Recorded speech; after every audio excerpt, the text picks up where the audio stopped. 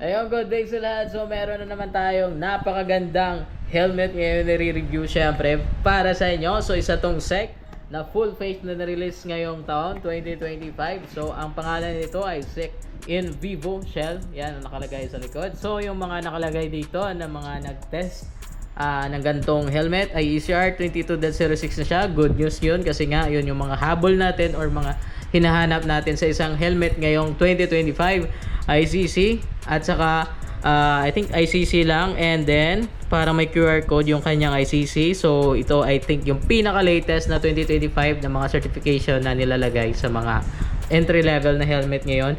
Syempre ECR 22.06 na siya. So sa bigat naman ang nakalagay dito, size large 1,550 plus 50 grams. So nasa 1,600 grams po ito. Pero kung hahawakan mo siya, ko-compare natin doon sa isa pang helmet para magka-the-same lang sila. So ewan ko lang kung exactly talaga 1,600 grams po to, kasi kapag hawakan mo siya na parang I think nasa 1.5 grams lang po yung bigat nito kung hawakan mo siya sa in person, no? So meron siya mga hard shell dito. I think hard shell to, hindi siya kagaya ng mga past na mga helmet nila na parang goma lang. So ito hard shell po siya. So protection din naman to kapag inilapag natin sa lamesa, sa kung saan pa man. Syempre dahil napakaganda ng design nito, pointed po yung kanyang design kasi nga meron siya mahaba, I think 3 inches, 2 to 3 inches yung kanyang spoiler dito. And yan, may pangalan pa dito, Final QC pa, ewan ko lang what.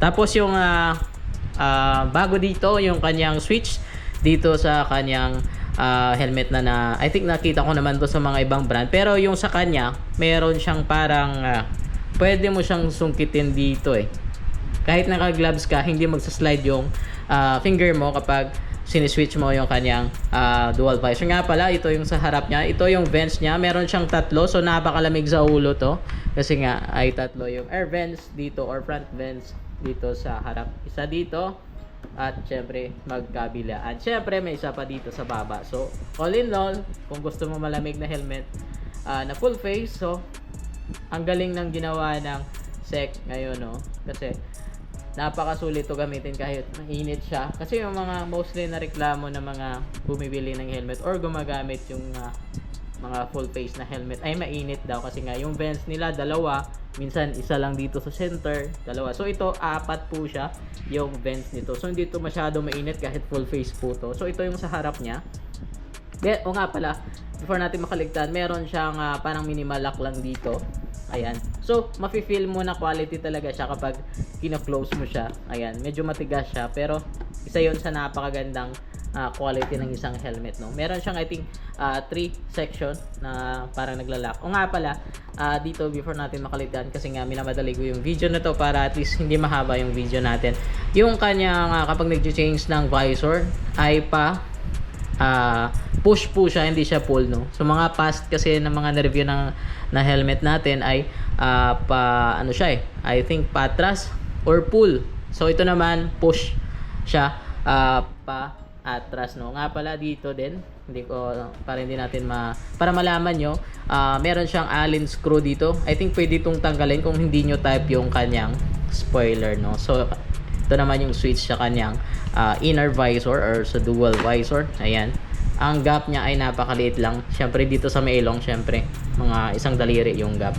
Napaka sharp looking po niya. It's kahit ito yung kanyang vents, no? So tignan naman natin sa loob kung anong meron, kung gaano ba siya kaganda. So may pangalan po yung kanyang stock na visor dito na daytime use only. So syempre may dala naman siya na clear visor kung gusto niyo palitan, no? So close natin muna. Ayan, meron siyang 3 I think. Tapos meron siyang minimal lock. Ayan, narinig nyo naman. So pahigayin natin para makita nyo yung kanyang mga loob, kung gaano kaganda. So una ko pala nakita to, yung kanyang paddings ay na-notice ko ay napakaganda, no? Sa size, I think sa size large, hindi ko nagkakamali. And syempre sa gantong model, no, na 2025, syempre dapat latest din yung mga design and mga paddings ng isang helmet ngayon, no? Kasi yun yung mga hanap ng mga mamimili or bumibili ngayon. So meron siya syempre dust curtain na napaka I think hindi na siya low quality, no, kasi nga yung mga pass medyo manipis lang, napaka simple lang siya. Pero ngayon, medyo thick na siya ng konti.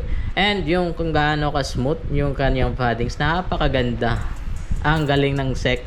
Meron na siyang napaka-smooth dito. And syempre, reflectorized dito. Yung wala lang dito, emergency pull, na mostly nakikita natin sa mga full face. So, itong SEC and Vivo, wala po siyang emergency pull, no? So, yun yung wala sa kanya. Syempre dito, yung gantong design ay I think matagal tong mga moy. Kahit araw-arawin mo tong gamitin, hindi kagaya sa mga hindi ganto na mga paddings or chick paddings ay madaling mga moy, no? So ito ay napakagandang paddings, no, para at least kahit araw-arawin mo na gamit ay hindi siya mangangamoy. So napakagandang paddings nilagay ni SEC. And syempre hanggang doon, napakalaman. Syempre may pangalan yan sa loob and kung anong size, no, para ano na din, sa aware na tayo sa mga fake na mga helmets. So ang price nito I think nasa 3,000 plus lang po siya. Dual visor, full face, napaka safety, ICR22.6. I think syempre quick release, hindi natin kaligtaan yon. Syempre kung naghahanap ka ng intercom na full face, ayan, si SEC and Vivo ay intercom ready po siya sa nagtatanong dyan. So I think nasabi ko naman lahat sa tungkol sa helmet na ito, no, kung ano yung mga nakalagay dito sa helmet na to. So kung naghahanap ka ng mura, full face, siguradong quality, go for SEC and Vivo, no. Napakagaan niya, I think, kasi yung mga mostly yung mga full face na mga kasabay nitong lumabas nasa 1.6, yung iba naman 1.550. Kung gusto niyo naman mas magaan pa, go for Spider Phoenix Plus. Syempre yung Jelly Karina, I think na-review na natin yon. Tingnan nyo lang dyan sa baba. So syempre marami pa tayong i-compare ng mga helmet dito. Sa susunod, compare natin to sa isa pang full face siguro, I think Jelly or ano pa man na SEC. And syempre yung mga modular na bago ng SEC na hindi pa natin na-review, syempre i-review natin yan. So hindi ko na papatagalin yung video na to, at least nasabi ko na. And syempre nakapag-inform tayo sa inyo or nakapagbigay tayo ng mga information about dito sa helmet na ito. So yun lang, I think nasabi ko na siguro lahat. Wala akong nakaligtaan. Comment lang po kayo kung may katanungan kayo about this helmet, no. So yun lang sa video na to. Salamat sa pagpanood. Peace.